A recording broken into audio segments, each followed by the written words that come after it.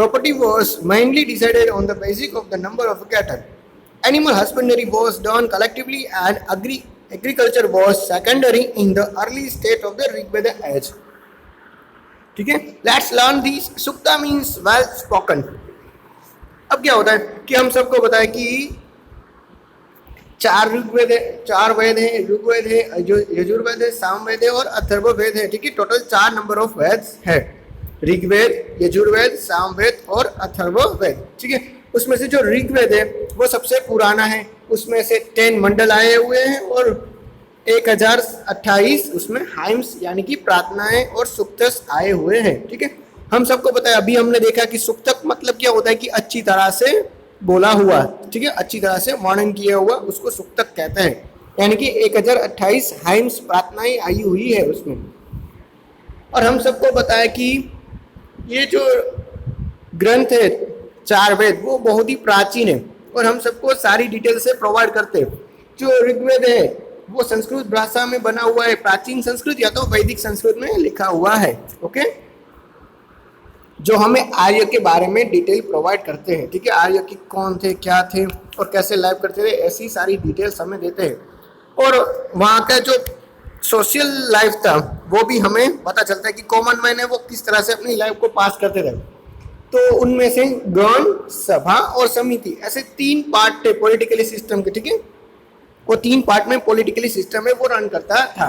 फिर क्या हुआ कि जो सभा है, ठीक है, वो समिति से एकदम छोटी थी. ठीक है, सभा है वो समिति से एकदम छोटी थी और उसमें हर स्टेट के जितने भी स्टेट होते, मान लो कि ये हमारा पूरा का पूरा किंगडम है, तो इसमें जितने भी स्टेट है, ठीक है, उसमें से हर एक मेंबर है उस सभा में बैठता था. और क्या होता था कि जितने भी स्टेट है उसके जो जो भी क्वेश्चन है उसको सोल्व भी करते थे वहीं पे.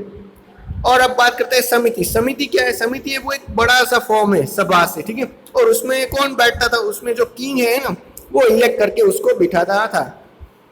और साथ साथ किंग की हेल्प के लिए 2 और भी मेंबर्स थे. एक था सेनाध्यक्ष और दूसरा था पुरोहित. ठीक है, सेनाध्यक्ष क्या करता था? Army chief. वो है राजा को वॉर करने में, मतलब कि लड़ाई में जब भी मदद की जरूरत होती थी तो वो हेल्प करता था. और प्रीस्ट है वो क्या काम करता था? राजा को धार्मिक के बाबत जो ज्ञान चाहिए वो देता था. और राजा का एक और भी काम था, वो था गणवेषणा. ठीक है, गवेषणा. गवेषणा मतलब क्या होना? वो युद्ध करना. ऋग्वेद में एक ऐसा भी लिखा हुआ है कि रावी नदी के किनारे 10 राजाओं के बीच में युद्ध भी हुआ था. ठीक है, ये भी हमें लिखा हुआ मिलता है. और जो आर्य की लाइफ है वो क्या थी? वो एक यूनिट फैमिली की तरह थी. ठीक है, अनडिवाइडेड फैमिली. लेकिन हाँ, उसमें क्या था? पितृ प्रधान संस्कृति हुई अभी चल रही थी उसमें. ठीक है, मतलब कि वहाँ पुरुषों की जो इम्पोर्टेंट है वो ज्यादा थी. लेकिन ऐसा नहीं है कि वहां पे लेडीज की, वुमन की कोई वैल्यू नहीं थी. ठीक है, वहां पे अभी भी कास्ट सिस्टम आई हुई नहीं थी. ठीक है, मतलब कि कास्ट है वो अभी भी डिवाइड नहीं हुई थी कि किन लोगों से कैसी कास्ट की, ऊपर कास्ट है लोअर कास्ट, ऐसी कोई डिवाइडेड नहीं थी. सब लोग वहां पे इक्वल थे. वुमन है वो भी अपना धर्म है वो पालन करती थी. वो भी जो पुरुष होते हैं, ठीक है, उसकी हेल्प करती थी.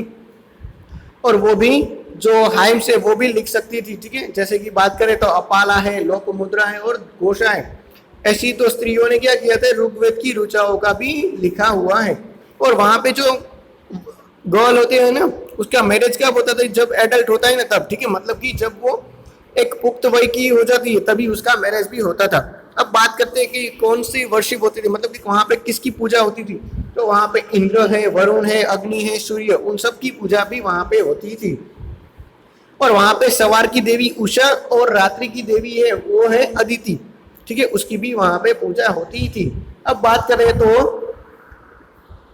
वहां पे गाय, हॉर्स यानी कि घोड़ा और बड़द, इन ऐसे भी एनिमल्स की पूजा, मतलब कि वहाँ उसका भी डिस्कशन हमें दिया गया है. ठीक है, साथ साथ जो घोड़ा है, ठीक है, उसका तो कहीं ज्यादा उल्लेख किया गया है. इसका मतलब कि पशुपालन में वो काफी हेल्प भी करता था. ठीक है, और वहां पे क्या होता था कि उस टाइम पे जो एनिमल्स होते थे ना उसके लिए भी कभी कभी वॉर हो जाता था. और क्या होता था कि एनिमल्स जितने ज्यादा हो गए ना तो आपकी जो प्रेस्टीज है, ठीक है, आपका स्टेट है वो उतना ही ऊंचा होगा, ऐसा भी वहां पे बताते थे. तो हम सबको पता है कि फाइनली ऋग्वेद के टाइम में क्या था कि जो अर्थव्यवस्था ना, अर्थ जो व्यवस्था थी हमारी वो एकदम अच्छी थी. ठीक है, अब चलो देख लेते हैं एक्सरसाइज में क्या है. From where Where were the ruins of the Indus civilization first found? Sidhu खीन की जो सभ्यता है उसके सबसे पहले अवशेष कहाँ पे मिले हैं? तो हड़प्पा में मिले हैं। आप सही हो। दूसरा है which city was the headquarter of the agriculture revolution in Harappan civilization? Harappa सभ्यता नु कृषि क्रांति का जो मेन हेडक्वार्टर है वो कौन सा है? तो कृषि क्रांति मैंने बताया था, कौन सा था? सही हो आप, कालीबंगन था। ठीक है, अब बात करते हैं third one. How many mandals are there in Rigveda? Rigveda में कितने मंडल्स आए हुए हैं? तो हम सबको पता है, मैंने बताया था 10 मंडल्स आए हुए हैं। ठीक है, हाँ वो बात अलग है कि हमारी टेक्स्ट बुक में नहीं दिया है, लेकिन हमें तो याद रखना है। ओके चलो देख लेते हैं। Answer the following question in brief. Give introduction of roads of Harappan civilisation. Harappa civilisation है उसके रोड का हमें उसके बारे में बताना है। तो हम सबको पता है उसके रोड है वो एकदम चौड़े थे। फिर क्या था, जो मेन मार्ग है वो स्ट्रीट मार्ग से 90 डिग्री यानी कि राइट एंगल में कनेक्टेड था। ठीक है, ऐसा सब कुछ हम सबको पता है। दूसरा देखते हैं, creativity and craftsmanship the Harappan people are expressed in toys. Explain the statement. ठीक है, क्या थी कि हड़प्पन प्रजा की जो प्रजा है उनकी सर्जन शक्ति और कलाकारी जो रमकड़ा में हमें देखने को मिलती है उसके बारे में हमें लिखना है। तो हम सबको पता है कि जो बर्ड वाली है वो ऐसी सिसोटी थी, विसल थी। साथ साथ क्या थी कि जो एनिमल्स है उसकी भी कई सारे पोस्चर थे। मैन वुमन है उसके भी पोस्चर थे। फिर हमने देखा था कि एक बैल है, 2 बैल है, वो अपना सिर हिलाते हैं, और एक मंकी है वो ट्री पे चढ़ रहा है, उसका भी हमें अच्छी तरह से लिखना है। नंबर 3 पे देखते हैं, right a note on Lothal.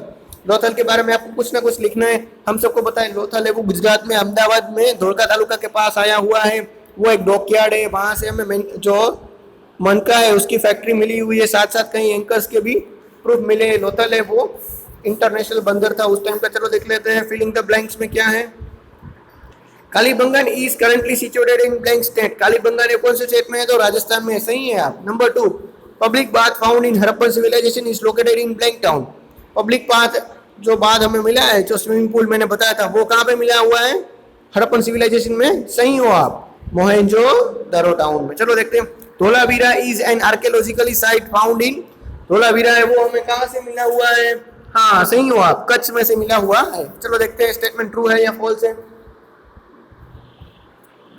Harappan civilisation is considered to be a contemporary of Egypt civilisation. ठीक है, मतलब कि हड़प्पन सिविलाइजेशन है वो मिस्र की जो सभ्यता है उसके समकालीन माना जाता है। ठीक है, तो वो गलत है। ठीक है, उसके समकालीन नहीं था। ठीक है, उसके थोड़े से आगे पीछे था। नंबर 2 पे देख लेते हैं, Dholavira had a rain harvesting system. Dholavira के पास रेन हार्वेस्टिंग सिस्टम थी। सही है गलत है? हाँ सही है।